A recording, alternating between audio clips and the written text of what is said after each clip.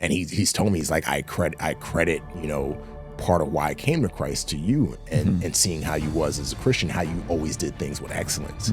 Well, it's hard to really come up with that answer, because a lot of these cases, they're not even cases, right? Because nobody knows that they're happening. It's an election year, right? It's craziness happening. What do you make of what's happening here and now? Or you say one thing about somebody who's not even a politician, somebody that may be trying to get into politics, or somebody who's a tribal leader, or somebody who's a terrorist. You say something about the wrong, or cross them the wrong way, you're dead. But like, what do you make of an industry having that much power, where people are literally willing to sell themselves? Yeah, that was one of the most eye-opening trips I went on, because I was a parent at the time.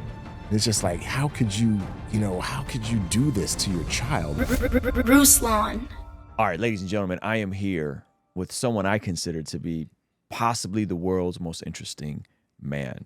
He grew up as a prince of a Nigerian king that had his entire world uprooted when him and his family had to go to New York, start all over. He got into some crime as a young adult, and then pivoted and was able to get into the military, became an elite level Navy SEAL, now works in Hollywood, is an accomplished author. And I don't know who's more interesting than you, brother. So without any further ado, ladies and gentlemen, we got Remy Adeleke. Yeah, man. Thanks for having me on. Appreciate you, man. I should really sit on the other side so I could dap people That's up. all good. It's all good, man. So we were just talking offline a little bit. Yeah. Your shirt, okay, which is from your line. Yep, KedjoWear.com. KedjoWear.com, which I want to talk about more about that. But we were having this conversation of something I think that's unique about you is your trajectory in life doesn't compartmentalize your faith from other aspects. So that you aren't afraid to go be an author. You're not afraid to get into directing films. You're not afraid to work in Hollywood. You're not afraid to continue crushing it in your health and fitness, right? I follow you on Instagram, so I see some of your posts there. As a family man, as a follower of Jesus. And it really does seem to flow out of being a follower of Jesus, all these different things you're able to do. And so I want to start with the macro idea and how your story overlaps with this of, why do you think so many self-proclaimed Christians struggle with getting after it in these different areas of life? Yeah, right? I truly believe that it's because of I don't want to say a complete absence of faith, but a lack of faith, right? Because when we have faith, our faith leads to actions, right? And I believe James talks about that. Don't you remember our ancestor Abraham was shown to be right with God by his actions? You know, sorry, I'm misquoting it, but what it has to do with James, go back to James and check it out. But it has to do with, you know, our actions prove our faith, right? Because if we say we have faith, but we don't take that step, then we don't really have faith, right? It's our actions that lead to that. And I think that, you know, a lot of people fall into this, I don't believe that if I do A, God's going to do B, right? And a lot of people don't also realize that it's a partnership, right? Like with God, like God's going to do his part. He's going to always do his part, but we have to do our part. Like God will give us the framework, and he's already given us a framework in his word, right? How to live, how to be a husband, how to be a father, how to be a spouse, how to, you know, how to build wealth, like how to be healthy, like all of that's there. But it's about taking it and putting it into action. And I think that a lot of people are not able to, is because it all comes back to, in my opinion, a lack of faith. A lack of belief. This is the verse. You actually got it right. I threw it on the screen for you. Was not our father Abraham considered righteous for what he did when he offered his son Isaac on the altar? You see that his faith and his actions were working together, and his faith was made complete by what he did. His faith was made complete by what he did. And I'm with you. I think sometimes people create this false binary of like faith and works, because we are saved by grace through faith. But I think people miss out on the two works. Right? 100%. Ephesians talks about you're saved by grace through faith. This is not of your own doing, so no man could boast. And then the very next verse says, for you are God's workmanship created in Christ Jesus to do good works, which he predestined for you to do ahead of time. So I think you're totally nailing it. And I was pointing at your shirt, and I connected it to what we are doing, like a team book club going through Atomic Habit. And Atomic Habits talks about how most people want to start with the outcomes. And they want the $1 million, they want the body, they want the house, they want the 1 million subscribers, they want the outcome. but they don't. But that's the outer circle. The second layer is the processes to have the systems and the processes. But the real internal of that is your identity, right? So like I view myself as an athlete because I've always been an athlete. I've always played sports. I've always done fitness level things. And someone that's an athlete creates the process and the system. So I build a gym in my tough shed out back. Now I have my own gym here. So it's less of an inconvenience and less friction.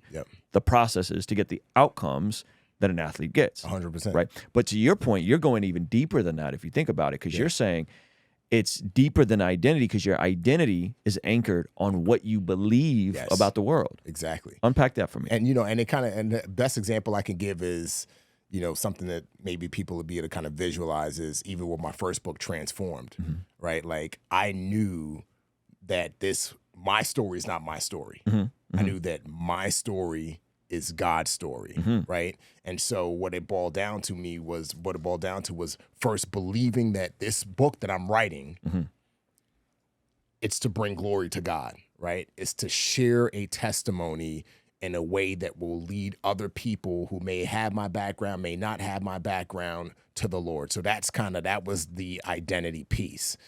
And that's what drove the process. And that's what led me to like sitting down every day at the computer, no matter how hard it was, and writing, even dealing with pushback from my publisher, because they wanted the book to be shorter, but still going through the process of sitting down at the computer and going through it. And then the outcome was the book.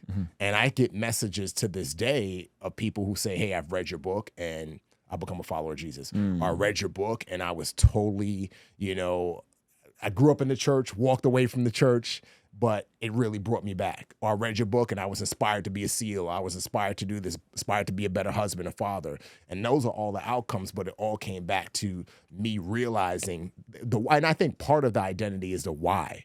One thing people ask me all the time, like, why do so many people fail in SEAL training? The attrition rate is like between 80 and 90%. The class I graduated with started with 270, 29 of us graduated.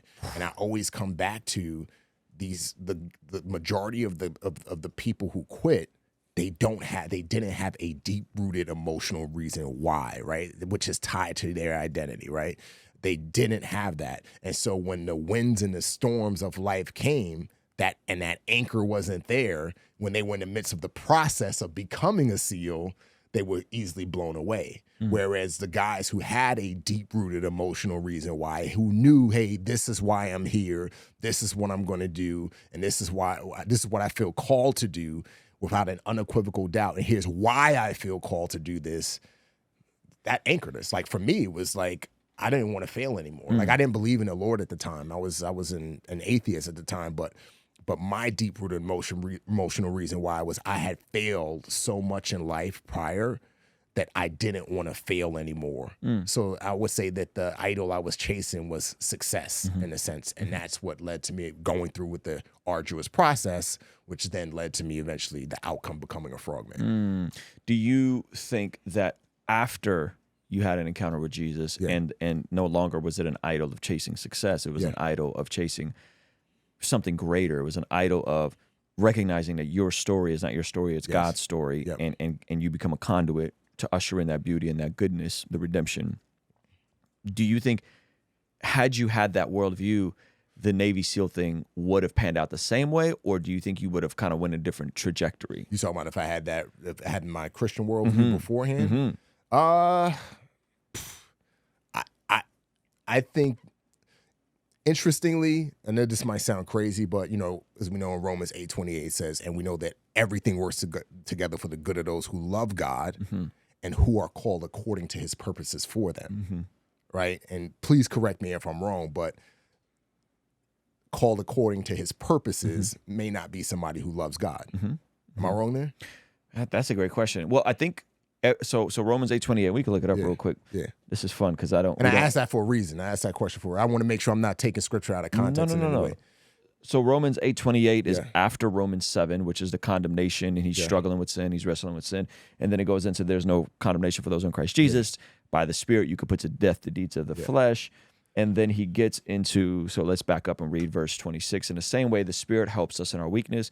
We do not know what we ought to pray for, but the Spirit himself intercedes for us through our wordless groans. So this is talking about now life in the Spirit, right? Romans 8 is about life in the Spirit. And he who searches our hearts knows the mind of the Spirit, because the Spirit intercedes for God's people in accordance with the will of God. And we know that in all things God works for the good of those who love him, who have been called according to his purpose. For those God foreknew, he also predestined to be conformed to the image of his Son, that he might become the firstborn among many brothers and sisters. And those he predestined, he also called. Those he called, those he called, he justified. Those he justified, he glorified. So I think what I think of a different verse. I think of the gifts of God are without repentance, which is earlier in Romans.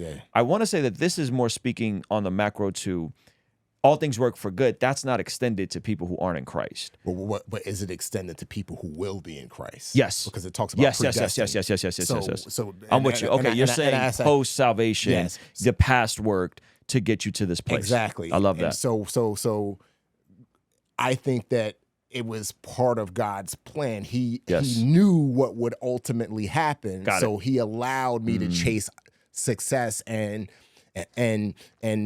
not failing anymore as my temporary God, right? As a way to as a placeholder to push me into what would eventually come, which was my salvation, right? Because everything that happened, it was after I made it through SEAL training that I was out in cold weather survival training in Alaska, where I had an encounter with God, and God, I was walking through the wilderness of Alaska, and like God was literally speaking to me through nature, and I was able to kind of see the person that I had become, and I didn't like what I had saw, and there's a lot more to the story we unpacked in the previous podcast, but that's what ultimately led me to bending my knees and crying out to Jesus as my Lord and Savior. But I wouldn't have gotten to that point in that way if going back to when I was on the beach in SEAL training and in freezing cold water, having this anchor that said, this is your why, you're not going to fail anymore, right? And so I feel like God put that in place and put other things in place which had led me to that point to eventually lead me to the point of salvation. Yeah. That makes sense. That's good. No, that's beautiful. Yeah. It seems like there were things deposited in your life story that are they are what they are, right? And it's difficult to detangle that sovereignty, providence of God from the way you ended up moving and the way your story ended up playing out. Now, would you say that when you came to faith in Christ, did some of the how did the chasing of success change, right? Because I think there was a time in my life coming as an immigrant, being sexually assaulted as a kid, dad not being there, and then finally I'm going to prove everyone wrong. And the need for validation, but in spite of all the people that sinned against me and didn't believe in me. So then that became the fuel. And then when Jesus interceded in that, the motivation slowly changed to something different. So would you say when you came into Christ, that motivation ended up slowly changing, or was it an instant change? It was an instant change. Okay. Especially the more I got into the Word, it's like the Holy Spirit opened up my eyes and had made. When I reflected on my past, I was able to see all these places, where God was, in situations through people who were believers, who I, just all of these different things. And interestingly, I would say that when I really started diving in the Word and I really began to understand that it's not just about preaching the gospel through words, it's also about preaching the gospel through actions, right? And Corinthians talks about that. We are an example. Psalms talks about that, how we are to be an example. And so what my motivation turned into is I want to be the best that I can be, because that's going to glorify God, and that's what's going to open the door for me to be able to share the gospel. And case in point, there was a guy who was a SEAL, and he was notorious for not being a good operator, but beating people up against the head with the Bible. You know what I mean? You don't go to the strip club, you're going to go to hell, blah, blah, blah, blah, blah, blah, blah, blah, and not being you know, a good operator, right? And that there was nothing that dude could ever say to anybody about Christ, right? He couldn't share the gospel because people were like, dude, you suck at what you do, right? But I found that, you know, with me, you know, I was junior Navy SEAL of the year, my first year at the command. I got an EP, which was an early promote, got promoted early to a first class. You know, I had other cool things happen. And so because of and I don't want to say success, but because of the example I set, because of excellence is the word, because of the excellence, it drew people to me in a way where it opened up the door where I didn't even have to go preach to people, right? Just because of the way I was. Like, I was the guy that would, you know, when guys were like, yo, you a new guy? We're going to the strip club tonight. All right, jump in the car. I would drive him to because I was a new guy. He's my boss. Drive him to the strip club. I would sit in the car, wait in the car, you know, read the Bible, hang out, chill. As soon as they come out the strip club, I'm not like, dude, you guys going to hell on this stuff for going to the strip club. Be like, hey, where you guys going next? Oh, we're going to the bar. All right, go to the bar, hang out. You know what I mean? And so, and guys were able to essentially, I was able to build relationship through excellence, but also through, you know, just being present and not being, you know, not being judgmental, period. And then I get guys to this day, and there's so many guys that I work with who've come to Christ. You know, I had a guy who reached out to me this week, and he had told me, he's like, dude, I just remember the way you would carry yourself, and I would make fun of you because you're a Christian. And he's a sold out freaking that's fire. Lover of God now. You know what I mean? And he's told me, he's like, I credit, you know, part of why I came to Christ to you, and seeing how you was as a Christian, how you always did things with excellence.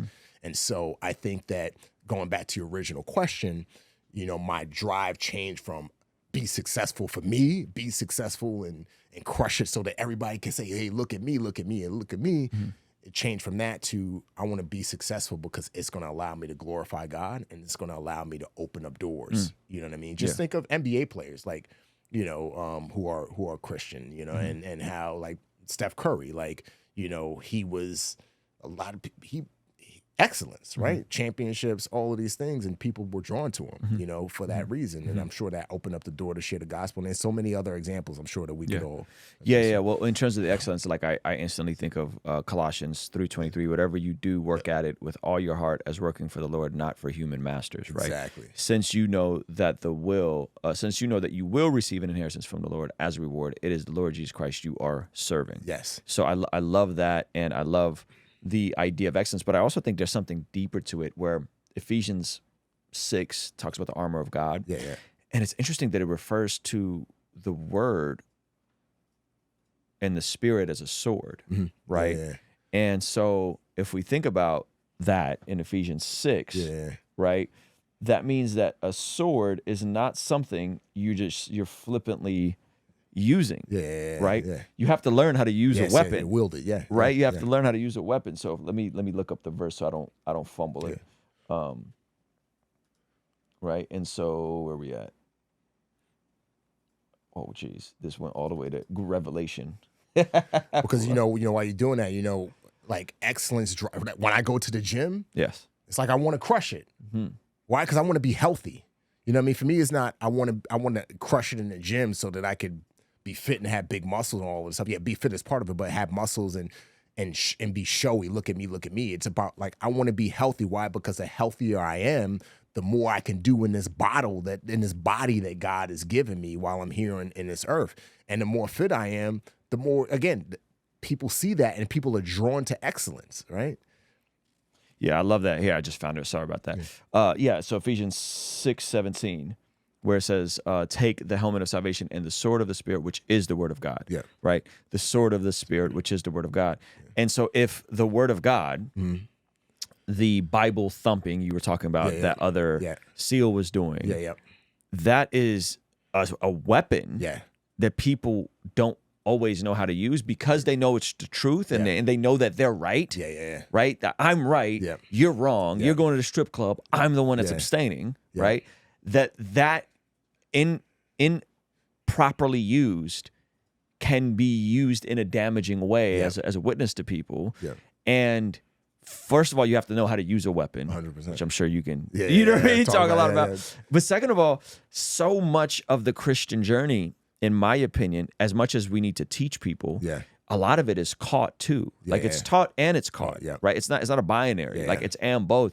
And so I think if people are just teaching without showing the excellence aspect, it could really do a number of 100%. People. Because then you're just doing this. 100%. But you're like, no, I'm going to show up and I'm going to deliver. Yep. And you're going to be intrigued, and I'm going to tell you why. Yep. To the point where, and this is how crazy it is. On my first deployment, my platoon chief was like, "Yo," and he wasn't a Christian. He was like, "Listen, where we're deploying, we're going to be on a FOB, which is a forward operating base. We're not going to have any real amenities like being on a big base. You're not going to have a chaplain. We're not going to have like a big chow hall. We're going to have to cook our own food. Would you mind being the lay leader?" This is a guy who's not a Christian is saying, "Hey, would you be the lay leader and conduct church services on Sunday and Bible studies on Wednesday?" Why? Because of the excellence, but then also on top of that, he saw my actions as a Christian man, right? Going back to that example is huge. And I think that, we can preach. I truly believe that the best sermon some people will ever hear is the way a person lives their life. That's the best sermon. And, I think 1 Corinthians also talks about, it isn't my responsibility to judge outsiders. Yes, 1 Corinthians 5, that's right. But it certainly is your responsibility to judge those inside the church. I think that people... They do the opposite. They do the opposite. They flip-flop it. And then they try to justify it and say, well, I'm supposed to judge you. And it's like, no, dude, like... in the church. You know what I'm saying? Well, there's also a difference between discernment and judgment. Right? We all have to discern the things in the world and the systems and the principalities and what's happening and what's the undergirding behind the things that are being propagated. So we have to have discernment in those things, which is a form of judgment. But you're talking about like judgment of character. You're talking about judgment of people in their eternal state. That's a little different. 100%. 100%. Tell me, in terms of some of the missions that you guys have done, what is the craziest situation you've been placed in as a Navy SEAL? You don't have to tell us like the particulars about the missions, but like, oh man, like I don't know if we might make it out of this one, or like this is really putting me at my wit's end. Is there anything you could think of in that regard? I mean, there's a lot I can think of, but a lot I can't talk about.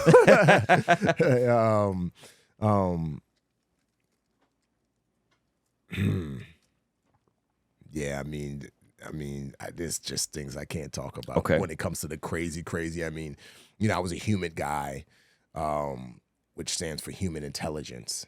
And so I ran sources, and the sources would go collect intelligence. When I would task them to go collect intelligence for me, they would come back and we would be able to build intelligence packages to be able to go on missions based off of the intelligence we gathered.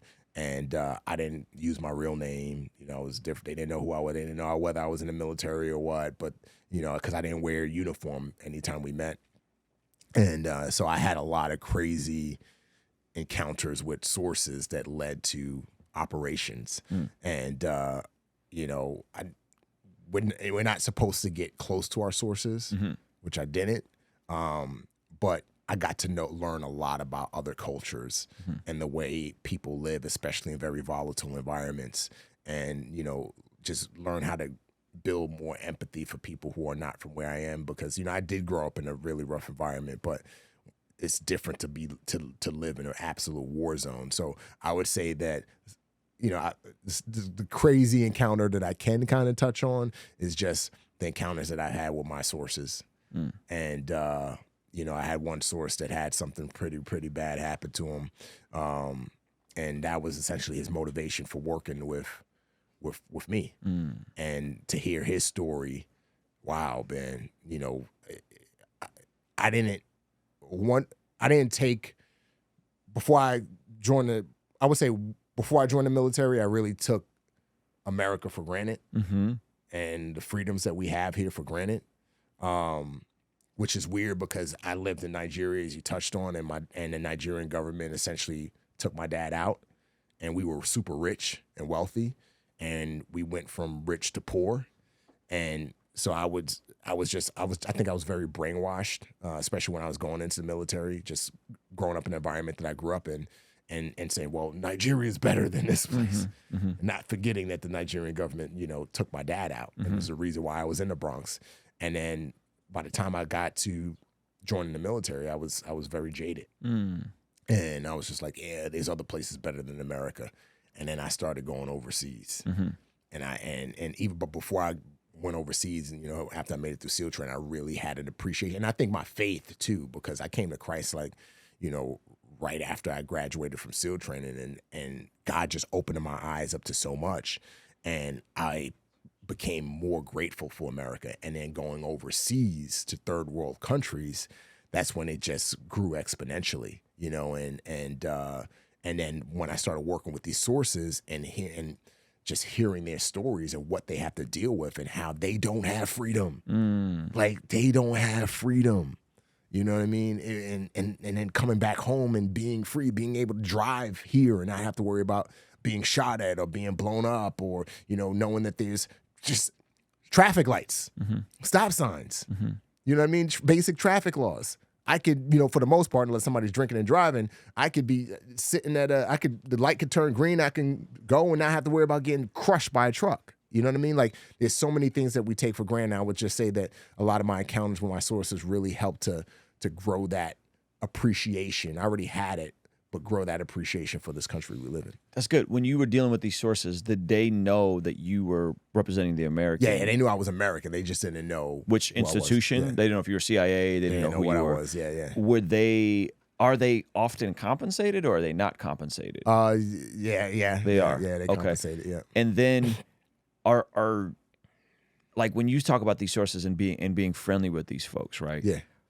What are the things you would say we take for granted the most? You talked about traffic lights and that kind of stuff, which obviously like infrastructure is huge. But what would you say are some other things that people just completely are asleep at the wheel? The ability to be able to speak freely.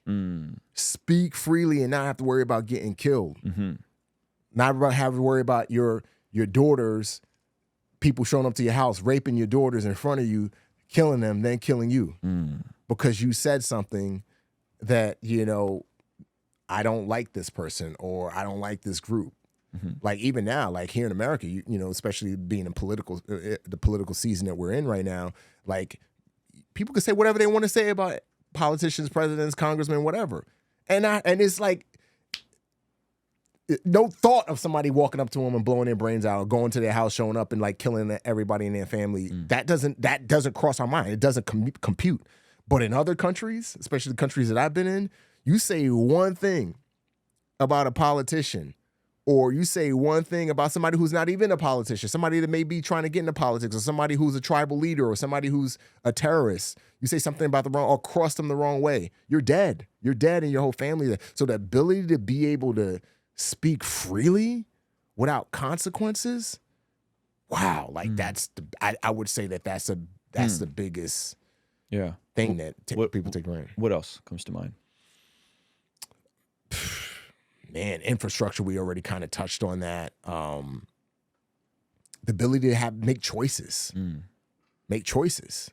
You know, especially with women. Like, you know, I've been in countries where women don't choose their spouse. And let me rephrase that. Girls don't choose their spouse. Jeez. I've been in places where the man gets to choose 12-year-old girl as one of his wives. I'm talking about a 30-year-old man. And that's normal. I've been in places where girls are circumcised so they don't feel, and before they get married, so they don't feel pleasure during sex, because that's forbidden. They're just supposed to, you know, essentially procreate, you know? And so just the ability to have choices, you know what I mean? And make choices. Like, that's another big thing that we take for granted here. You know what I mean? And so, yeah, I mean, there's that, and the list goes on and on and on. I heard a quote. I got to dig it up and see where it's from, but I remember them saying, we shouldn't pay so much attention to where there's chaos. Yeah. We should study places where there's less chaos and why and what are the values that create societies where there's less chaos. 100%. Because the world's chaotic. The world's 100%. dark. Just the things you just mentioned. Ability to choose a girl not being forced into marriage, women being able to choose who they can marry, the ability to speak freely. I mean, the ability to change your economic status, you know? That's another big one. Like, that's huge. That's another big one. Like Nigeria. Like, you can work as hard as you want to. You can invest and still not make it. You know what I mean? And still not make it. That's why my dad, he made his wealth in the West. So my dad got a full ride academic scholarship to study architecture and engineering in London, went to London, got his bachelor's and his master's in both. And he built his businesses in London and America. He was on the board of the World Trade Center in America, you know what I mean? And he built a lot of his wealth. And then he went back to Nigeria, right? Because the ability to be able to rise high without being corrupt is impossible. And so, like, I came here poor. We lost everything. And now, like, me and my wife we live in a really nice house in California, and you know what I mean? Like, we got 2 cars, our kids go to private school, like one of our kids has a private teacher, like we have a good life, and that happened because I was able to rise out of my station. I was able to put in the work, 1 + 1 = 2. I was able to bust my butt and get to where I'm at. My wife was able to bust her. You can't do that in a lot of other countries. You know what I mean? I get messages every month from people who from all parts of Africa, Europe, even now. Got like 2 weeks ago, I got 2 messages. One person from Italy, the other person was from France, and they were like, hey, I really want to move to America. Can you help me get to America? Jeez. I get it from Nigeria all the time. Yeah. Please, can you please sponsor me? Oof. You know what I mean? Because I want to be able to be successful. And that's why you get a lot of Nigerians who get to America and they're super successful. Like most of my Nigerian friends, doctors, lawyers, engineers, super successful entrepreneurs. You know what I mean? Like, and the list goes on and on. I have one brother who's a doctor. I have another brother who's an engineer. I have another brother who's in med school. I got a sister who went to the top MBA program in the country and is now a top consultant in a big company. And I have a nephew whose mom and dad, straight off the boat from Nigeria, he's a triple major at MIT. Right? Because we realize, we know where we came from. We came from a country that didn't give us the ability to rise no matter how hard we worked. And now we're going to arrive in this country and best believe we're going to take advantage of the ability to be able to rise. And so that's something that a lot of places don't allow that, you know, is allowed here, which is a beautiful thing. That's good. Yeah. I think the immigrant framework, in my opinion, is the greatest privilege anybody can have. 100%. In terms of economic, right? Like, there's obviously the privilege to walk, and there's the privilege to see and hear and use all your senses, right? But I'm talking in terms of economic mobility. If you're coming and you've experienced the world from a different lens, much like yourself, like I remember lining up for food rations as a kid, and they would, and you didn't get to pick what kind of bread you got. Now I go get Ezekiel bread that went in the fridge. I get the regular bread, wheat bread. Wheat bread. My friend's wife, I walk in and she's making her own sourdough bread that's gluten free. Right? We didn't have that ability. You know, we would have a tub of water that was allocated for the week, and we all had to share that as a family. A 5, you know? So like those little things that people take for granted, I think are so sad, which I think, and so like to bring it back to the faith aspect, like I think Christians don't know this as well.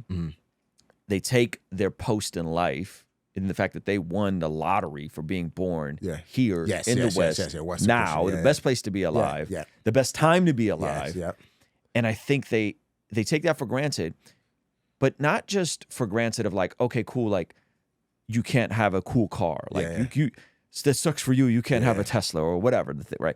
But they take for granted the ability to do more good than we've ever had 100%. To do before. The ability to leverage our time, talent, and treasure for the glory of God, for the benefit of the least of these, for the benefit of the more vulnerable and marginalized. In other parts of the world, and oftentimes here as well. I think we forget that we have such an amazing opportunity to do good. I was talking to a friend of mine, and I'm sure you're familiar with the 10,000 hour rule. Yeah. Right? Malcolm Gladwell. Yes, Yeah, Malcolm yeah. Gladwell, the book Outliers, and then Robert Greene went over it in the book Mastery. Mm-hmm. Well, Malcolm Gladwell put out a video recently and was saying how, like today, that because of online learning, Yes. that's been flipped on its head. Yeah. And he was very specific. The 10,000 hour rule comes from musician, expert level musician, and being a chess master. Yeah. And they found out that because of learning online to be a chess master, that has been cut down to like 2,000 hours. Oh, wow. So it used to take 10 years for someone to become a chess master. Yeah. Because of online learning, Yeah. you could become a chess master in 2,000 hours, which is crazy to think It about. speaks to a prophecy in the Bible. Go ahead. Where it talks about knowledge increasing in the end times. Oh, yeah, that's Right? good. Right. So the ability of picking up new skills, learning them faster, and then stacking skills on top of skills, right? I'm using Chess Master in music, but I learned to record myself as a rapper. Then I learned to make my own beats. Then I learned to engineer my own songs. Then I learned to produce my own songs. I mastered that software, and then I was able to go over to video, which then allowed me to get a better job, which then allowed me to learn everything I'm doing now, which then allowed me to be a YouTuber. Like, this wasn't possible 30 years ago. This wasn't possible in the 90s. You know? What year were you born in? I was born in 84. Okay, so we right, but I was like 82. 82. So, we remember the 90s as a different world. Very different. You know? And so now you could do all these different things, and I guess the part that inspires me talking about you is I feel like you get it. Like you operate at a level where you get it, and I don't know how you see yourself, but I see myself as the person with the 5 talents in the parable of the talents. Like I see God's given me a lot, and I got to be faithful with everything He's given me, right? 100%. And so I guess the part, like, so I love talking to you about that, but then the part of me that also gets frustrated is like, how do we communicate this in a way that's palatable so that people, not just to convict people and make people feel bad, but to like empower people to move further along in the global perspective of like how good we have it to the practical day-to-day. I'm going to adjust parts about my daily routine to move the needle in terms of helping people. People, at the end of the day, it's like people have to want it. You know what I'm saying? Like, I don't think that there's any real system in place. I think that we've already given, through my book, your book, like podcasts, bunch of people that you bring on who have achieved great things in life. Like, the answer to that question is right there. They just have to take the time and pick up a book and read, and then have the desire to do it. It all comes back to desire. And one thing I say, if you truly believe, and this is something I always come back to, and this might be the simplest answer. If you truly believe that God is real, if you truly believe that Jesus is who he said he is, and if you truly believe that time is short, we are only on this earth for a limited amount of time, and especially in comparison to what eternity is, then that alone should be enough for people to take the time. Let me back up. For Christians to take the time to put in the work. It all comes back to belief. It all comes back to that, because until Christians really believe that time is limited and eternity is eternity, and a lot of the decisions that we make here on earth, the crowns, that's going to lead to the crowns we either receive or don't receive in heaven, then that's the motivator right there. Yeah. Does that make sense? Does that answer your question? I love that because you're talking about looking at it from an eternal perspective. And I think a lot of people don't. Yeah. A lot of people don't. Yeah. I think a lot of people forget that one day they will die. Yeah. You know what I mean? Especially young people. Yes. Like, all of us are going to die. Like, right. 60 years from now, 70 years from, the majority of people who are on earth now will not be on earth anymore. Yep. Right? And so I think it's reminding people that you're going to die. I was talking at this conference, at this actually this banquet a couple weeks ago, and I talked about legacy. And there were a bunch of people there, very high net worth individuals, millionaires, billionaires, and they were donating to this cause called Beat the Street, which Beat the Street is an inner city wrestling program. And it takes kids off the street and after school and puts them in this wrestling, teaches them life skills and all of these things. And a lot of these kids end up getting, full ride scholarships for wrestling, and they get to go to college and do things that they never thought they would do. And there were actually 2 kids there, well, now adults there, who went through the program. And one of them is like a very successful engineer. The other person is doing like something really good in business. And one thing I said to the audience, I said, listen, you're not going to be here in the next 70 years, but your donation to this cause is going to have a ripple effect because you're able to change not just a generation that's being impacted by this program, but their kids, because that you're changing the path that their kids would have followed. You're breaking the cycle of poverty because this program is teaching kids to make right decisions, and it's giving them skill sets that it's going to allow them to go to college and get a job and do all of these things. And then they're going to have kids and they're going to be successful. And because of their success, their kids are not going to live in poverty. And then their kids are going to get a new framework. And then you're changing, and you'll be gone 20, 30, 40, 50 years from now. But what you did and your actions will still be having a ripple effect. And I shared this story with them to kind of help paint the picture a little bit better.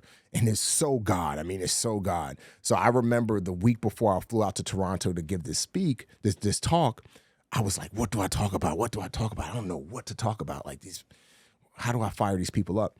And I got a message on Twitter from a lady who, her husband was in SEAL training with me back in 2004, right? And great guy. His name was Rob Vetter, and I was like the black sheep literally in SEAL training because I was like one of the only black guys in a class of 250 dudes, and I struggled with swimming when I was in SEAL training the first time. And he took me under his wing. He showed me unmitigated kindness. He was just such a joy. He would come sit with me at the lunch table and tell me about Australia and tell me about life and all of these different things. And he was a leader. He was what we call the LPO, which is the leading petty officer of the class. So he was the most senior guy in our class. And we were on a conditioning run, and he died. It was a brutal conditioning run on SEAL. It was a Friday, and he literally his heart stopped. He's a fellow cadet to become a new SEAL? Yeah, he was in SEAL training with us. He just died. Yeah, his heart stops. Oh my gosh. And so they were able to get his heart beating, but it was way too late, and he was like in a vegetative state for a while, and then finally, his family decided to pull the plug, and he passed away. And so I often share that story, and I share how the story of kindness and how it's important to be kind, and how his kindness really helped me as a father, helped me as a husband, and helped me understand the importance of being kind and genuine and kind with my time, with other people, the least of these, right? And I tell that story on podcasts all the time. So long story short, the Sunday before I flew out to Toronto, as I'm still trying to figure out what my talk's going to be, I get this message on Twitter from his wife. Wow. And she's like, Remy, you probably don't remember me, but my husband was in your class, and I was just listening to a podcast of you sharing my husband's story and talking about his kindness and all this stuff. And I just really want to thank you, because a lot of people don't understand widows and those who are left behind. And she said, it just makes me realize that he's still here. Mm-hmm. And this is 20 years ago. Like almost 20 years. He died in February 29th. It was a leap year, February 29th, 2004. Mm-hmm. And she sends me this message. So I use that story as a foundation for my talk. And one thing I was talking about, like, here this guy's been gone for 20 years, but his name and his legacy is still impacting people to this day. Why? Because he had an impact on me, and I'm now impacting other people by sharing his story, right? And so that's what it goes back, bringing it back to the Christian, the everyday Christian, the person that's listening to this. It's like, dude, listen, like, you're gonna be gone. You can't take anything with you to heaven. Do you want to live a freaking subpar life? Mm-hmm. Or do you want to live an amazing life and do amazing things, not for you, but for the glory of God, so that you can leave something behind? You can leave a framework. You can leave life lessons. You can leave your testimony behind in a way that's going to just keep affecting and lives mm-hmm. for the kingdom in mm-hmm. a good way. Mm-hmm. And I think that it's the simple answer to your question is all comes back to that. It's a switch that we have to turn in the mind of a Christian and say, listen, Time is short. Yeah. Do you want to be subpar or do you want to be great for the glory of God? Yeah. You Yeah. know?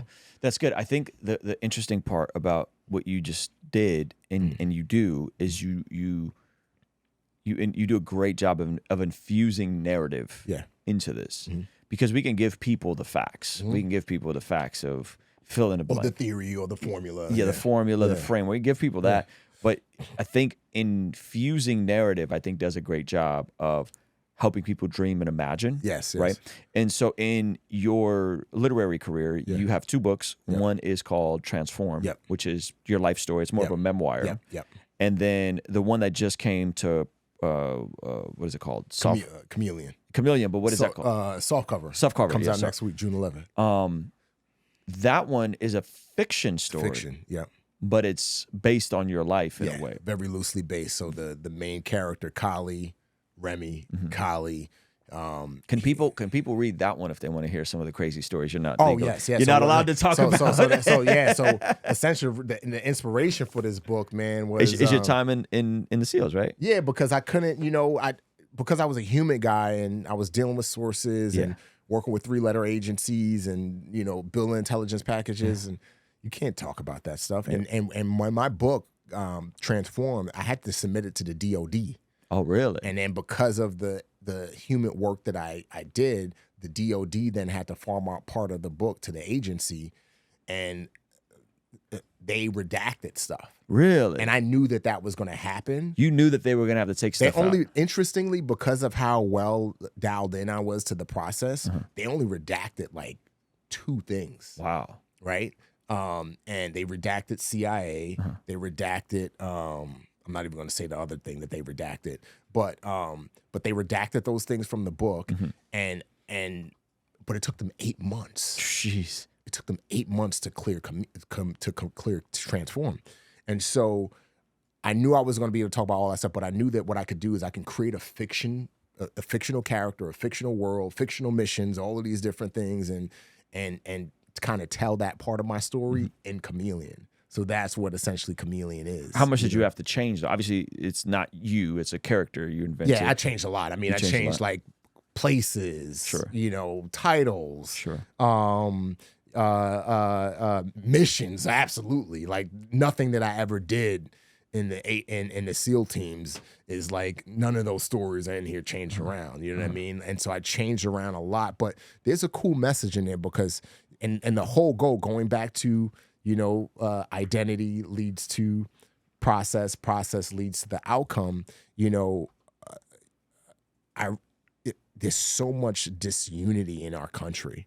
And so one of the underlying messages in this book, because it's not just a action thriller, it's a political thriller as well, is the importance of national unity and what happens when we don't have national unity and how politicians are able to play on the division. And a lot of people don't realize this. Politicians need to keep us divided.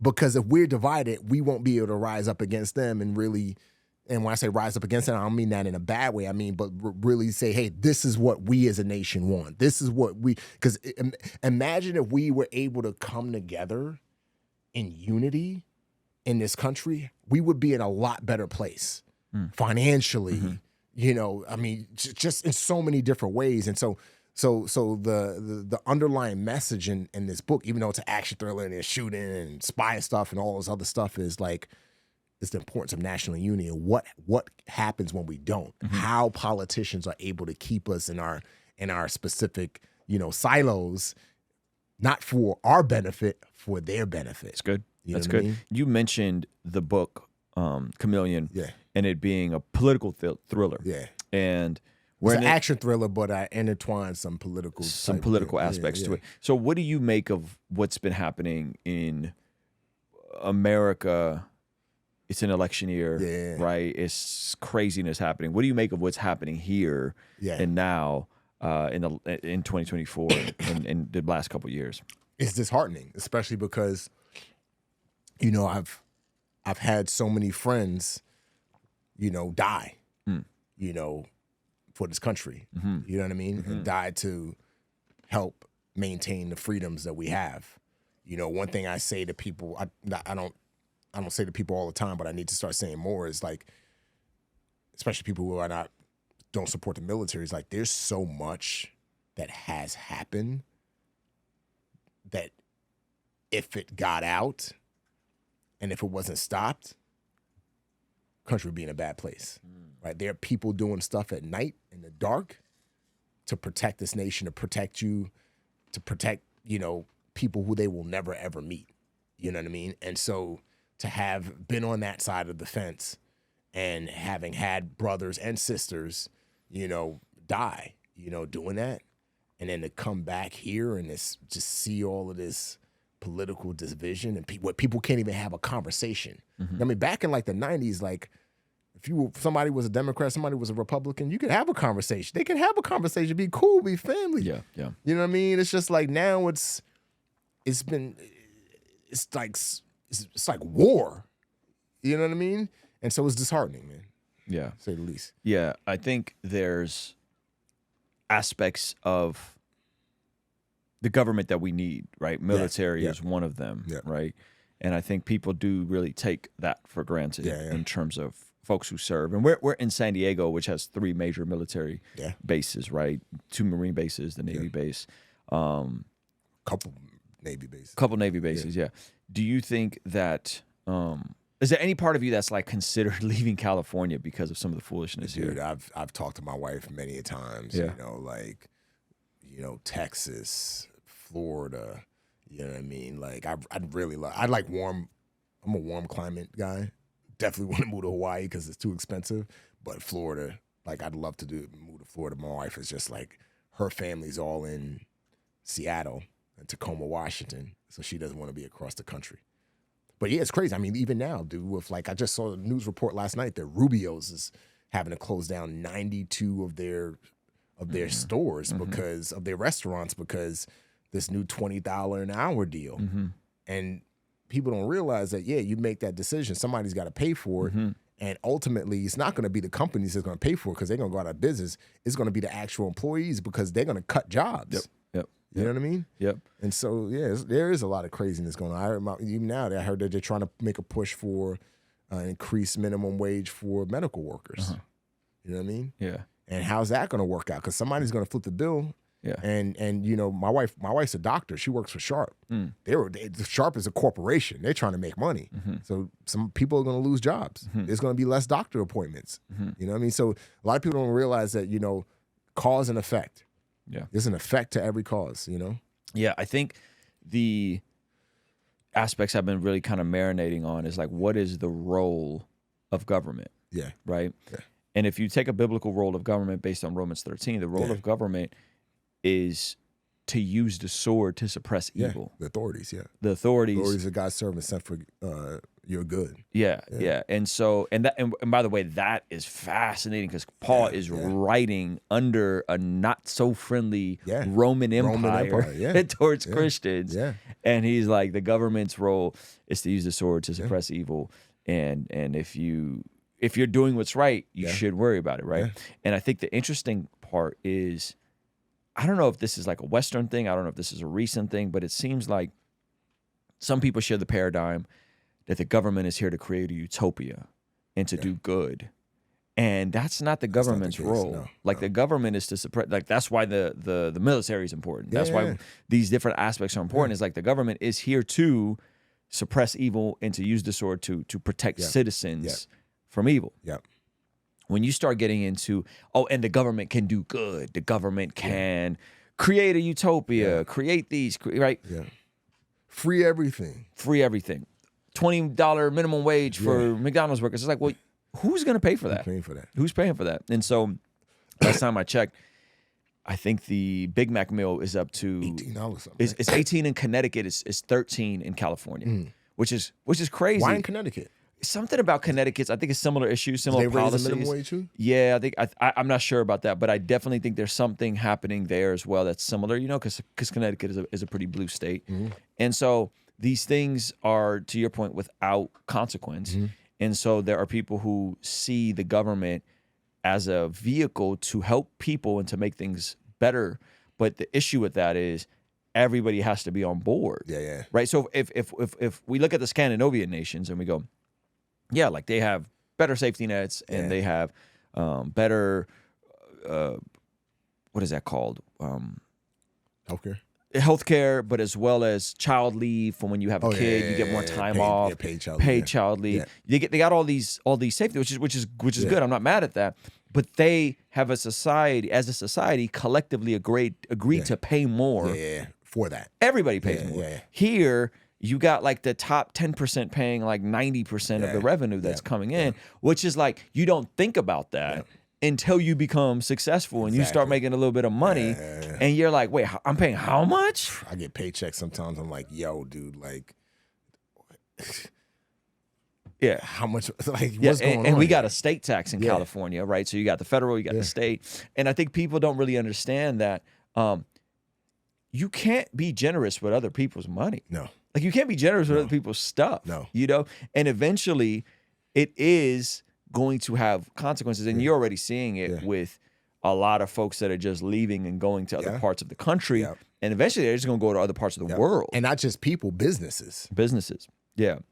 And so anyway, the more I've been thinking about that, and I think about like my own values. Now that's not to say that marginalized, vulnerable people shouldn't be cared for. No, 100%. The question is, who should care for them?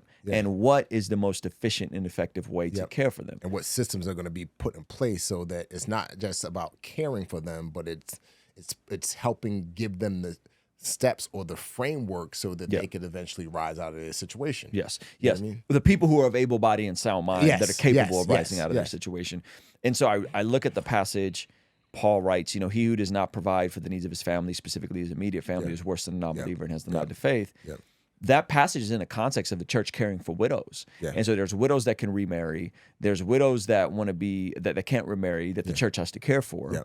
And then there's widows that can go live with their family. And Paul's like, those of y'all that can remarry.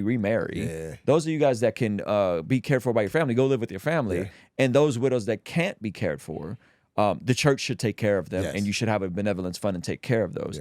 And so I sometimes wonder, and I'd be curious to get your take, like, do you think the rising up of not corporatism, like big government and all these things, do you think it's a byproduct of, like, has the church not done a great job of living out the New Testament principles of caring for people enough? Or do you think that the government rising up and being bigger and bigger and bigger and more inflated, that was inevitable regardless on the church? I personally think that was inevitable, right? Especially when we think about, because and I'll be careful how I say it, there are two churches. There is the church and what the church is supposed to be and what the church is supposed to do.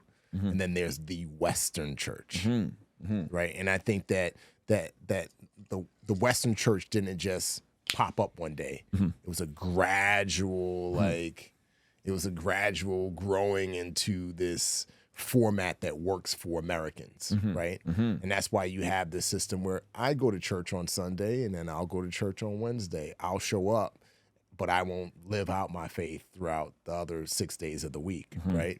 And so, I think, I walk it back. I think it's a combination of both. Okay. I think it's a combination of, yes, the American church, or the churches in America have not fulfilled what they're supposed to fulfill, right? Because a lot of, as you know, there's a lot of churches that are built that are essentially businesses, that are essentially corporations, right? Led by one CEO, and that CEO is to essentially get all of the credit and create all of these books and do all of these things. And once that person goes, then the church goes down, right? Because it's not set up in a way like the traditional church where it's supposed to be set up with leadership and people and yada, yada, yada. And so I honestly, I think it's a combination of both. I think it's a combination of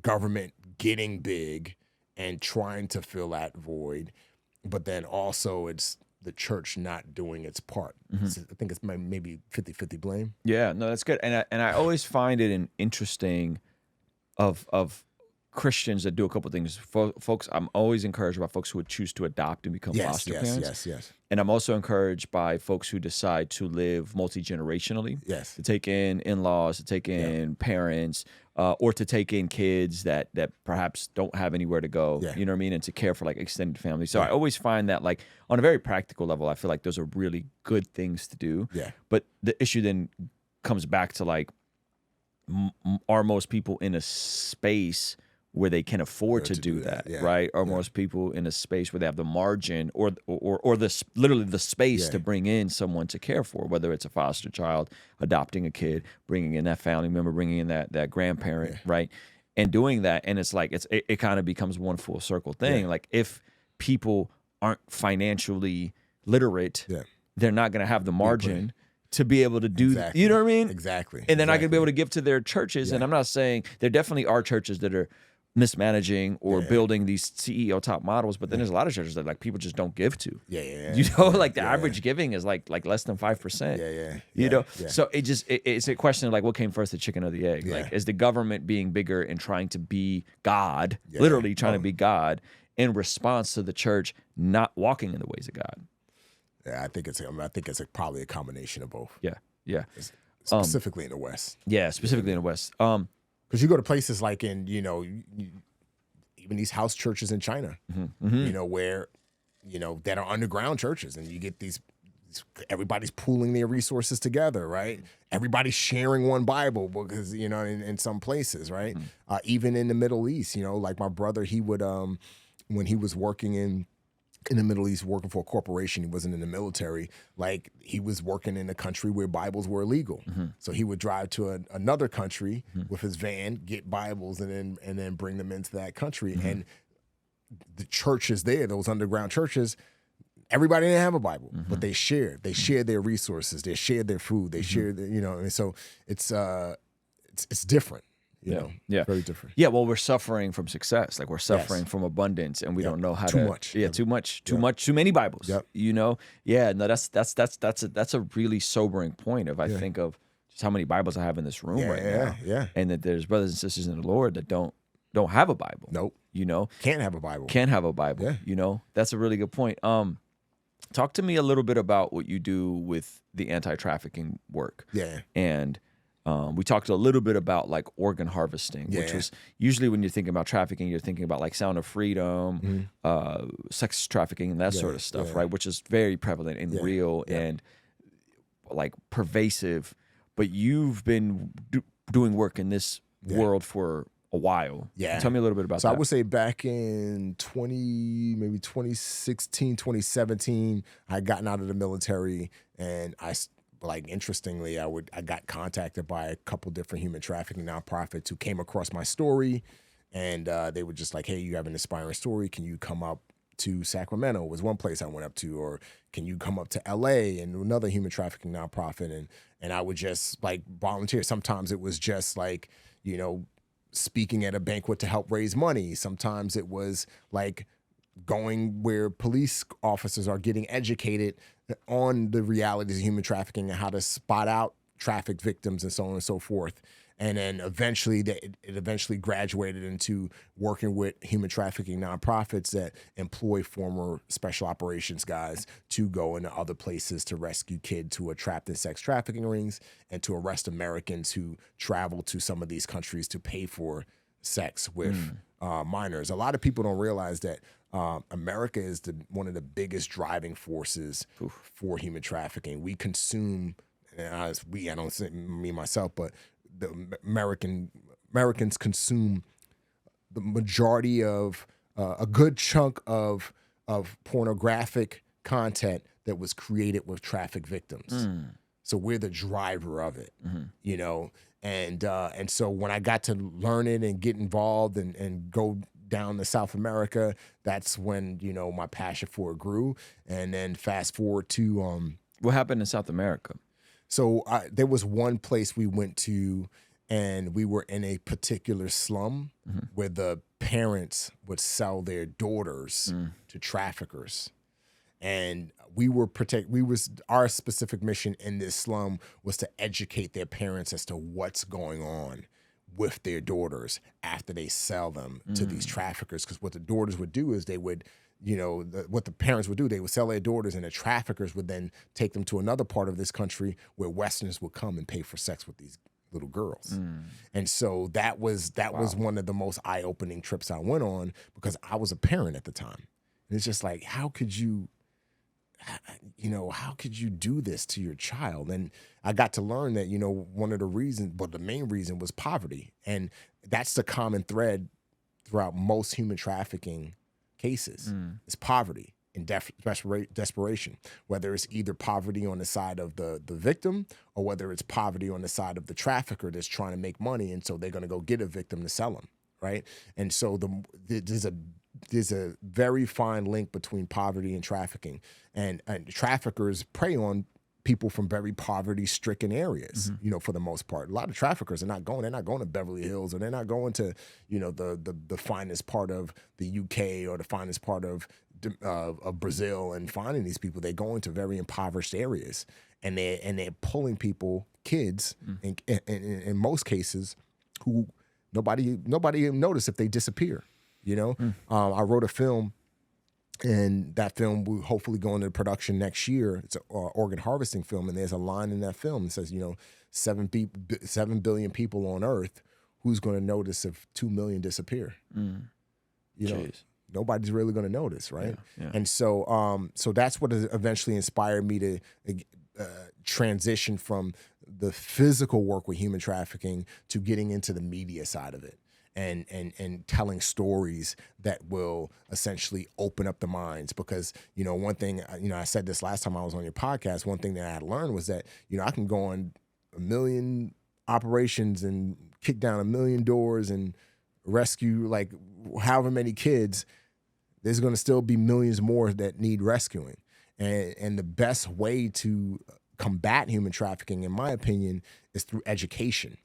And educating the masses. There was a cartoon that we watched when we were growing up, and it was called G.I. Joe, and it was a saying that knowing is half the battle, right? And so that's when as I began to realize this and learn how intricate these human trafficking rings are, and how lucrative they are, and how well run they are. That's when I was like, okay, we need a lot more people engaged. And most people won't read books about human trafficking. They won't read newspaper articles about it, but they will watch a film. And so that's when I decided to kind of merge my filmmaking career with my human trafficking work and create a film. And I created a film called The Unexpected, which is on YouTube now. And that film is based on a true story about a girl who was trafficked from one part of the world to another part of the world, specifically for her heart.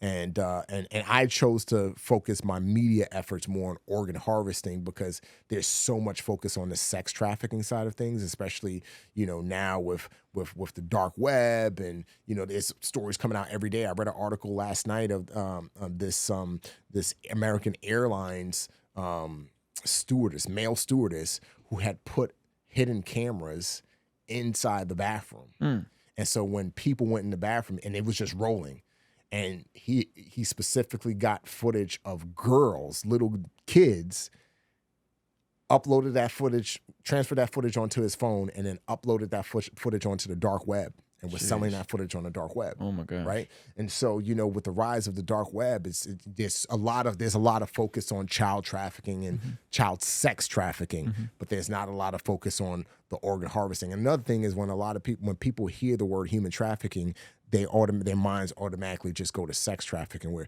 human sex trafficking is just one subset of human trafficking. You got organ harvesting, forced labor, forced marriage, and the list goes on and on and on. And so anyway, yeah, I got a feature film that we're casting now, and hopefully we could get that done next year in order to really expose the masses a little bit. I think Sound of Freedom did a good job of exposing a lot of people to the reality of human trafficking, the sex trafficking side of human trafficking. And our hope is that this film will expose more people to the realities of organ harvesting, so that they can now get engaged in the fight, get educated about it, learn the signs and symptoms of a trafficked victim, or, donate or give to human trafficking nonprofits to combat this issue, because it's a global issue, multi-billion-dollar industry, which is going to require a multi-billion global, $1 million in global response. Yeah. The lore in San Diego is like, be careful when you're going it's big. to Tijuana. Yes. because you might wake up in a bathtub covered in ice and a kidney missing, right? Like that's kind of like the kind of stuff they say. Yeah. But the stuff you're talking about a girl's heart. Yes. So more often than not, when it comes to organ harvesting, are they just getting something out and discarding and letting the person die, or so like how does that work? So there's three facets to it. You have the willing victim, right? So in places like Egypt, which was considered the organ harvesting capital of the world a number of years ago, you get a lot of witting participants, right? So essentially what traffickers do is, they find somebody that needs a kidney specifically, and then there are a lot of migrants from different parts of Africa try to get to Egypt so they can get to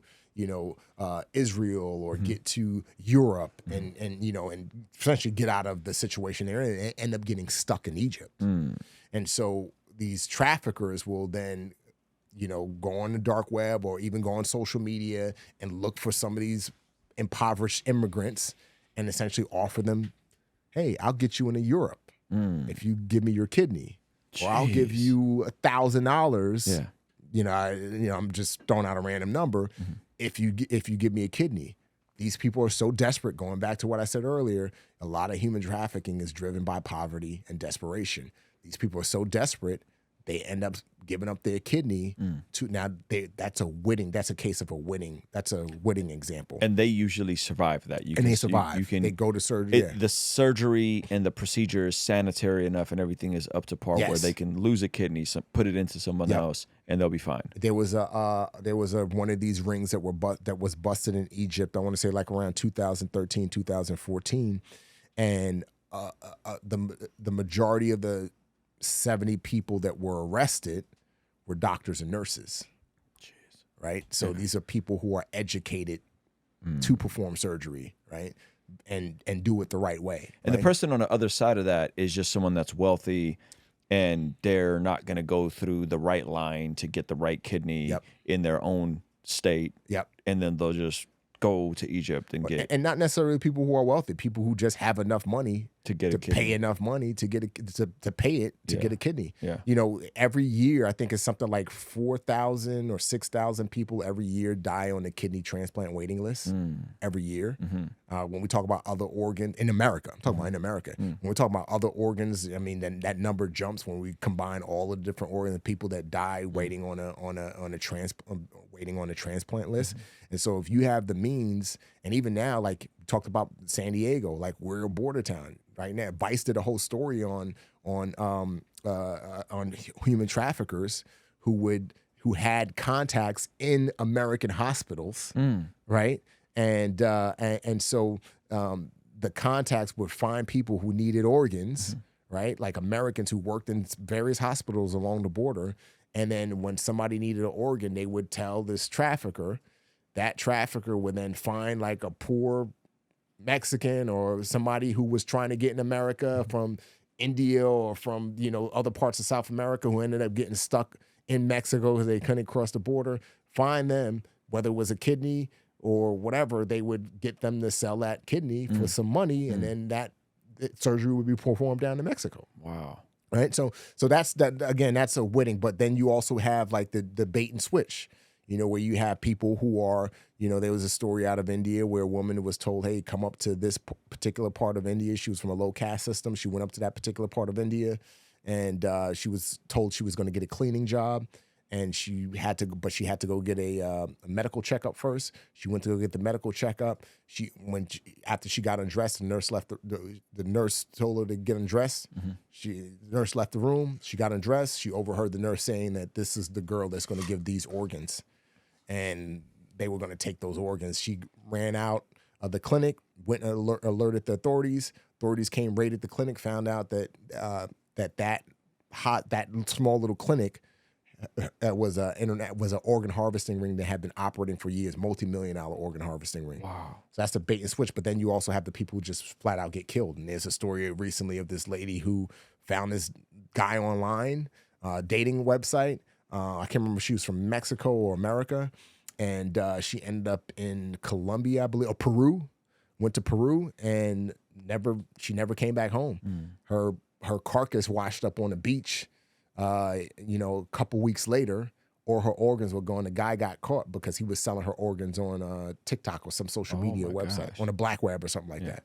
And so, you know, there's different cases. So my short film focuses on people who are, you know, not winning. These are people who are abducted and their organs are taken and sold on a black market, and they're killed essentially. How common is this? Like, how often is this happening every year? Well, it's hard to really to come up with that answer, because a lot of these cases, they're not even cases.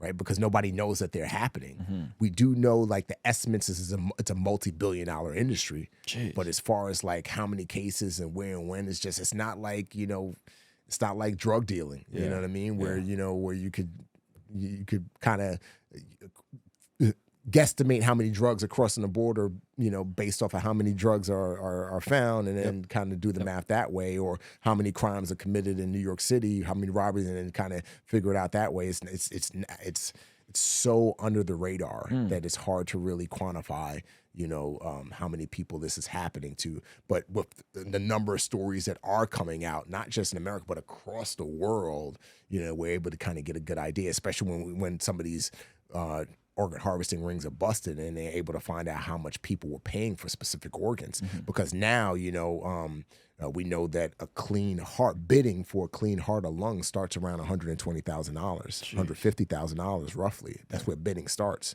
And then down to, you know, a cornea of the eyes, you know, bidding starts at $20,000. So, I mean, there are ranges. And those numbers were found out, specifically because certain organ harvesting rings were busted, and they were able to see the transactions and all that. So, yeah.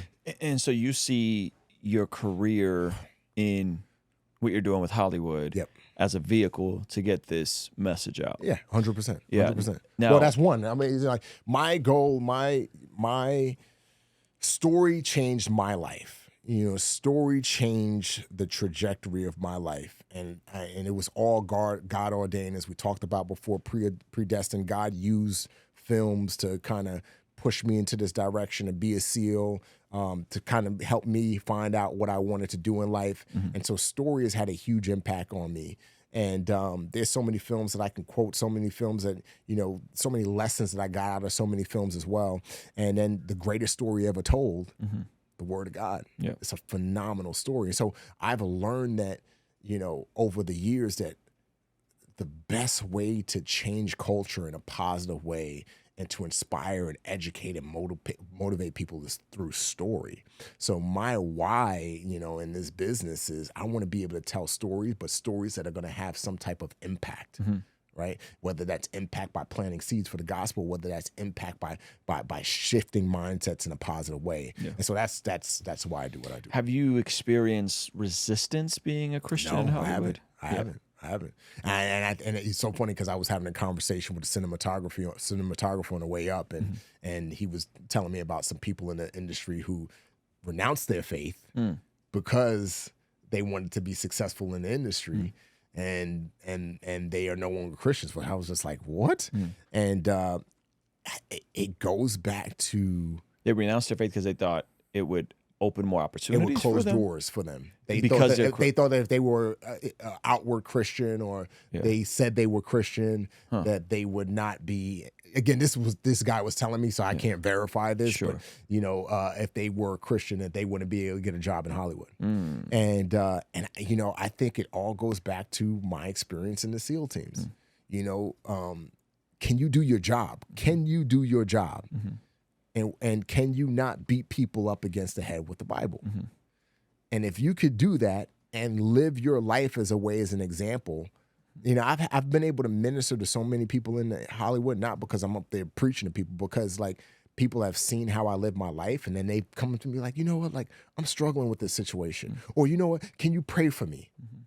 People who are not Christian, like, can you pray? Yeah, I'll pray for you. You know, the way I live my life just opens up the door for them to want to ask me questions about my faith, or ask me to pray for them, or in some cases pray with them. You know what I mean? And so, and that framework that I operate in God was preparing me for Sure. my job in the teams. Yeah. You know what I mean? Yeah. And so, yeah. Yeah, that's beautiful. I think the perception that people see of Hollywood is that like it's intrinsically anti-God. Yeah.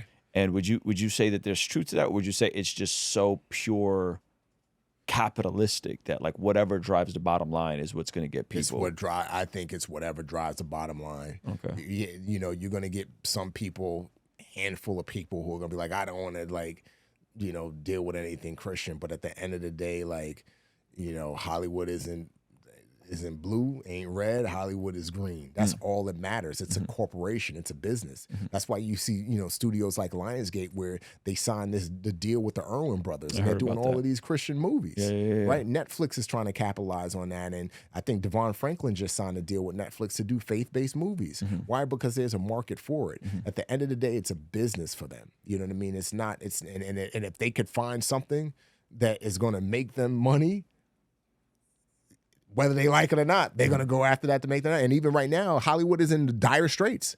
Hollywood is in a really, really bad spot because a lot of what they've been, well, one, the strikes played a role in it. Two, inflation is people are not going to movie theaters and the way they used to anymore. Yeah. And these blockbusters that they've spending $180, $150 million on, they're losing money. Madam Web lost tons of money. Fall Guy, $180 million film with Ryan Gosling, a big movie star, and Emily Blunt, flopped, lost money. Even this recent Furiosa film, Mad Max, $80 million. It's not going to ever make its budget back. And so Hollywood is beginning to realize that if we don't change, movie theaters across the country are shutting down. Movie theaters, you know what I mean? And so Hollywood is beginning to realize we need to minimize our budgets, and we need to do films that connect with the audience the way they connected with audiences in the 90s and in the early 2000s. Because if we don't, we will not survive. The only Is that real, huh? Is that real, brother? Wow. Is that real?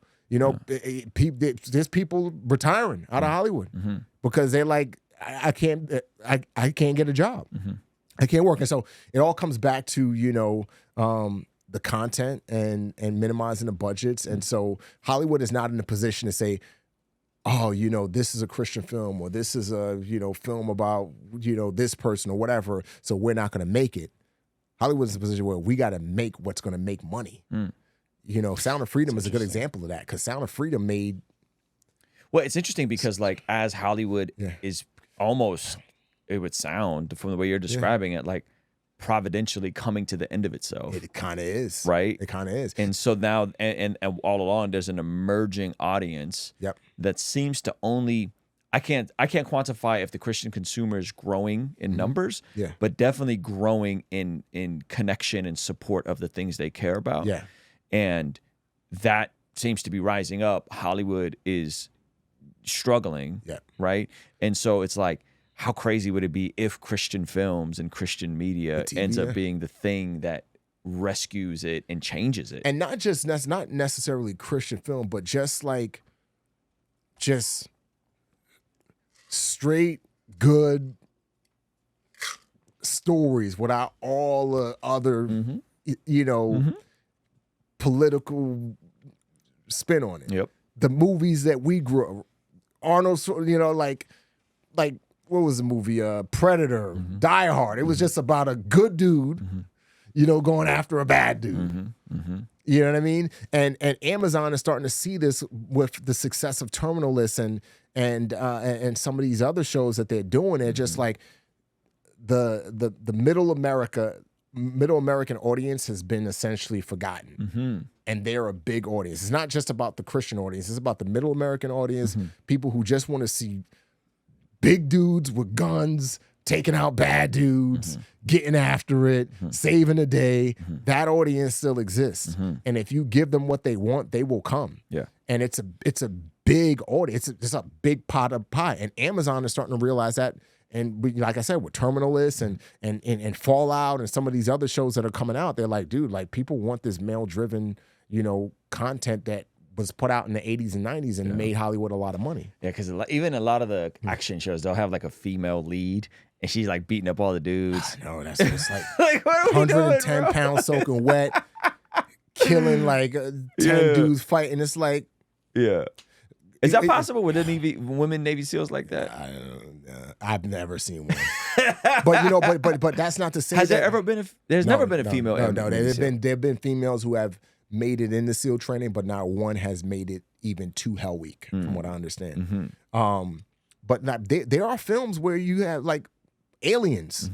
Sigourney Weaver. She was a phenomenal freaking female protagonist. You know what I mean? And that's a classic film. Even Terminator 2 Judgment Day. Like Sarah Connor. Phenomenal freaking, you know, story arc and story character and all of that stuff. And it wasn't, and she wasn't beating up 38. She was doing what she could do within her capacity. And and it was we realistic. Loved that. It was realistic. Yeah. So it's good. So it almost sounds like you're saying Hollywood is dying and Jesus might raise it. Hopefully. From the ashes. Hopefully. What do you make of The Chosen?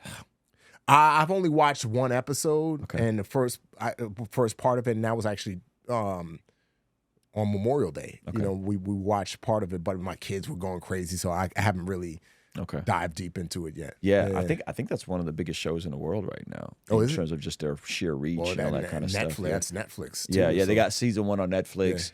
They're releasing season 4 now, and they're shooting season 5 now. And that's going to be on Netflix as well? I think Netflix is staggered. So it's on their own app. Got it. And then you could buy the DVD. Got it. And then Netflix is like, I think still on season 1 or 2. Got it. And they're kind of putting it there as it goes. But I mean, they've been able to build an amazing following for that, and initially do it very low budget. Yes. And now the budgets are increasing, and the show is getting good. Yeah. Like those first couple episodes are fairly slow. Yeah. But as it builds, especially you get into season 3. Was it season 3? Yeah, season 3, the walking on water scene. Yeah. I mean, that's one of the most. I saw it in theaters. So the walking on water scene is one of the most incredible cinematic things I've ever seen. It's incredible. And then the quality of it looked good. Phenomenal. Wow. Phenomenal. Yeah. And they show like I didn't even know how they pulled it off. And they showed the making of it. And so now they're getting into a place where they have the support and the budget. But to your point, like I think that is becoming the prototype because they're seeing how much groundswell there is for that. Yes.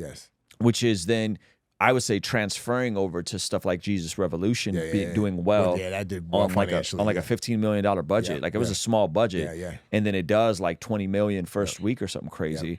So I think those two things in motion is probably what's causing what you're seeing happening on a studio's level. And now the Erman brothers, I think they're doing a show on the life of David, I want to say. That's what they're working on in Greece. Yeah. Because is it a movie or a TV show? It's a TV show. It's a multi-series, multi-season TV show. Right. So Pastor Greg Laurie is out there right now. He's going to come on the channel and talk about more about that project and specifically what they're doing there. And so there's a lot of really cool things happening where I'm with you. But I want to get your thoughts on this, and we'll wrap with this. Like Hollywood, the music industry, there still seems to be a degree of, how do I say this, like playing into people's dreams and hopes to be famous and significant, which is usually coming from a broken place anyway. Anyone that needs validity from the world and to be famous and known and recognized is probably dealing with something in their soul, you know?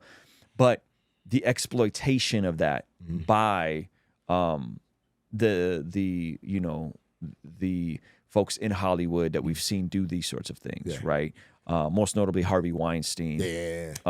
And now it's coming out that Diddy was doing the same exact thing with the music stuff and the freak offs and the parties he was throwing and video recording all these executives and who much of that, who knows what's going to come out. But like, what do you make of an industry having that much power where people are literally willing to sell themselves and be exploited? You know what I mean? And is it like at will, right?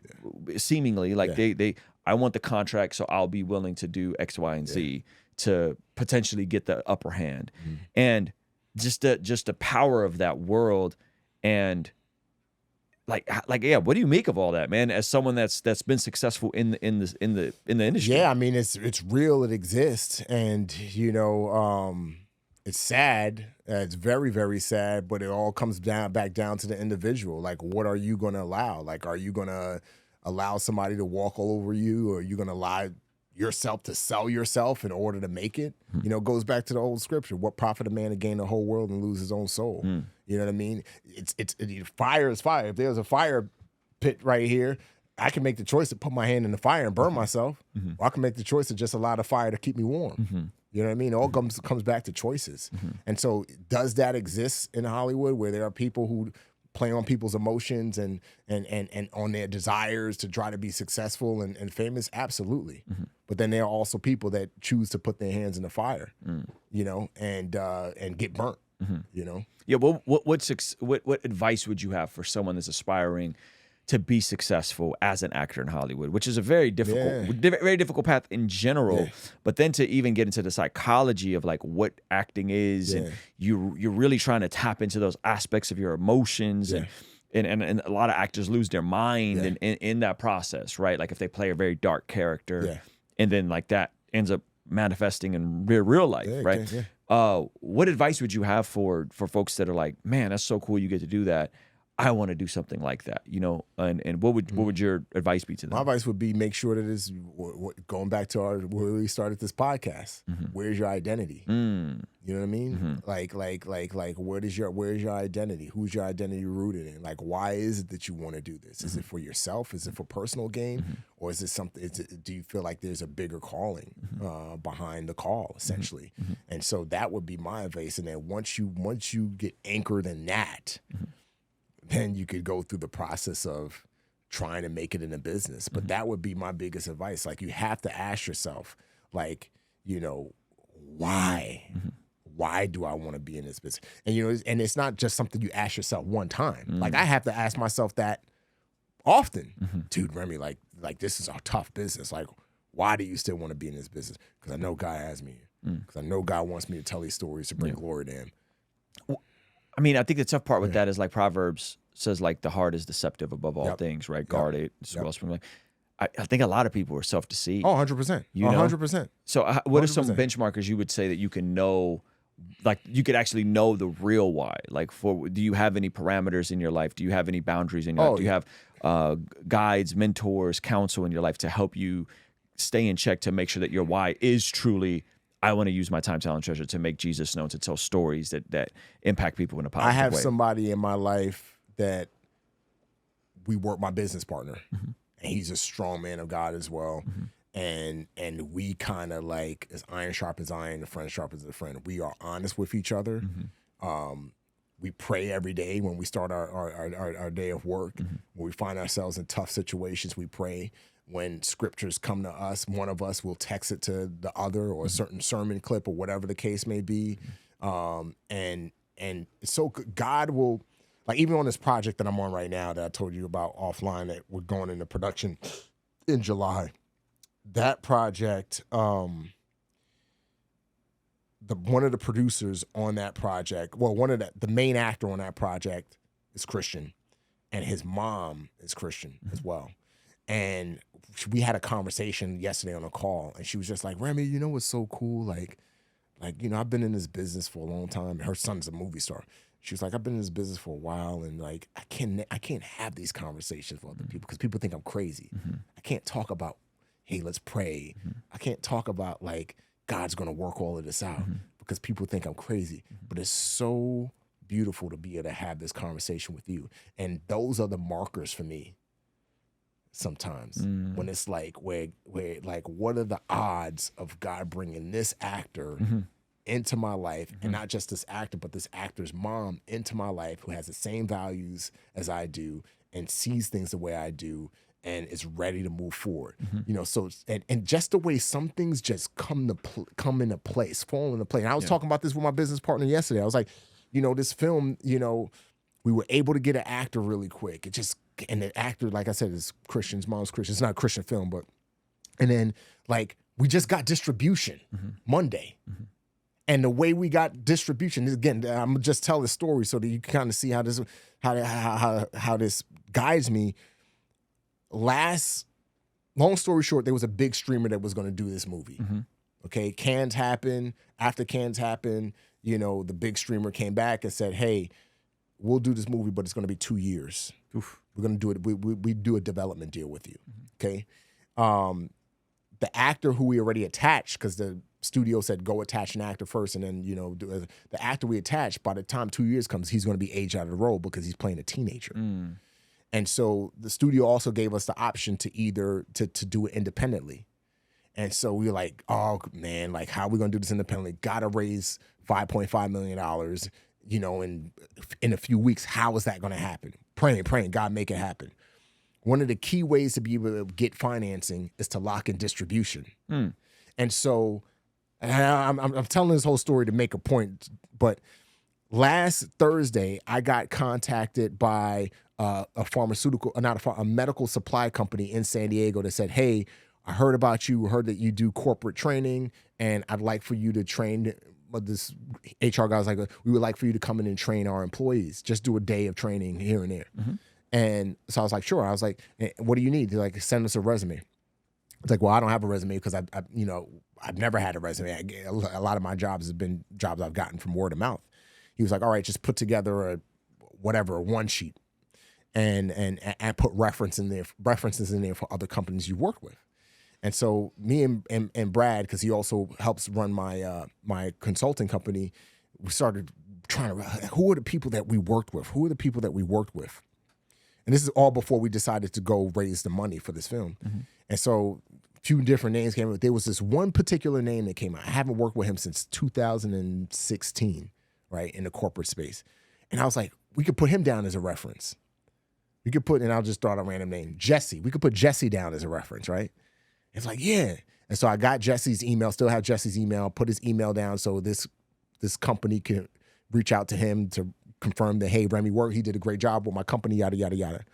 The very next day, Friday, we're like thinking through people who we could reach out to for private equity. And Jesse's name popped up. The only reason why Jesse's name popped up was because we were trying to figure out names of people that I work with for my consulting company. Jesse's a multi-billionaire. So I sent off emails and text messages to some other high net worth individuals to see if they would invest in private equity. We were able to raise like $250,000 in 2 days, right? And one guy, and then finally, like I felt something say, reach out to Jesse. I was like, nah, I don't want to reach out. Last time I reached out to Jesse was, like 6, 7, 8 years ago. It'd be weird for me to reach out to him and ask him to invest in this film and yada, yada, yada. Something said, reach out to him. I finally capitulate to the spirit, reach out to this guy. He immediately emails me back, and he's like, a lot to the email, but in short, he was like, I don't understand the film business, but I know somebody who does. Let me introduce you to this person. And he put the guy on the email and introduced me to this guy. This guy was the founding president of a major studio. This guy's a legend. So we ended up getting into a meeting with him on Monday, and he emails us the next day, and he says, I thoroughly enjoyed the meeting. Just want to let you know, if you guys want me to distribute the film, I'll distribute the film. Wow. We only have one actor attached, only $250,000 in private equity, and he committed to distribute the film. That's God. You know what I mean? Yeah. So and it all happened because his name, this guy's name came to memory that reminded me. And so it's things like that when things just naturally, it's like, okay, God, you're lighting the path. Like it's not lit all the way down, but you're throwing a light in front of me, a few feet, another light in front of me. And the Bible talks about that. God, lamp is a light to your feet. And so when he's constantly doing that in situations that are impossible, because that was one thing I said to Brad after we walked away from the deal with the streamer. It's going to be impossible to raise this money and to keep our actor on board now that the streamer is not financing the whole film. It's impossible. What are we going to do? God's like, follow the path. I'm not going to. And so those are the things. Those are the guardrails that remind me that God has me here for a reason. He has me in this job for a reason. So what's the next steps on that? Is that the one you're going to shoot in July? Or this is the one we're shooting in July. So right now we're out to another major movie star to play the role of this old man. And if he says yes, my phone's been blowing up. So we probably got some news because my one of the producers is calling me. But if he says yes, then then we're good because we already have a financier that said, hey, we'll finance the film if you get distribution. That's awesome. And if you get this and that. Yeah. And this person, which is a whole nother story, a whole nother God thing. I'll just share this real quick. On Sunday, I went to lunch with this guy who flew into town. He flew into flew into LA, wanted to meet me. He was like, hey, I'll drive down to San Diego to have lunch with you. I had lunch with him. High net worth individual. He doesn't invest in films, but you know, he knows somebody who does. I didn't want to go to this lunch. God said, go to the lunch. Go to the lunch with the guy. I was even upset after I left the lunch because I was like, man, this dude made me talk about he's going to pay for lunch, had me pay for the lunch. And I was like, why'd I go there? And then he said, oh, I know. And then he texts me afterwards. He's like, I'm going to introduce you to this person that has access to financing. I'm like, yeah, whatever, dude. Like, yeah whatever. He ends up putting us on the email chain, introduces me to this person. Person's like, and I even say in the email, I was like, I know that, you know, the chances of finding somebody with the money and the time that I need to find that person is akin to striking gold on Miami Beach. I made a joke because essentially what I was trying to say is like, I know you probably ain't gonna be able to do anything anyway, but this person has access to the $5.5 million. And this person's like, oh, you got distribution. The distribution came through Tuesday. I emailed this person on Monday. They sent me this form to fill out. And now like we have the money to make the film. Wow. And the distribution. Wow. All in the same week. And then my agent was like, yo, because you got distribution, I can now go to this big movie star to play the old guy role because you have distribution. I couldn't go to him beforehand, but now I'm going to go to him. Let's go. So all of this timing. Just click. Yeah. So the movie. So anyway, so back to your call. Yeah, we're casting now. If we get this major star, then we'll be able to go into pre-production, and then we'll be good to go for July. Shooting in July. Hopefully, pre-production is about 8 weeks.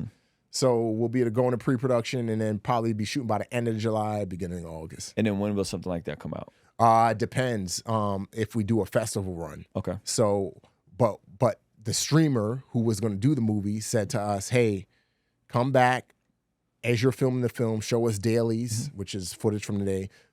Let us have an exclusive first look at the first cut, and then they'll consider, you know, putting it on streaming platform. That's amazing, man. That's incredible. All right. Well, how can they stay up to date with you and everything you got going on about this potential film coming out and all that good stuff? So just Remy Adeleke on Instagram, Twitter, Facebook, LinkedIn. They can hit me there.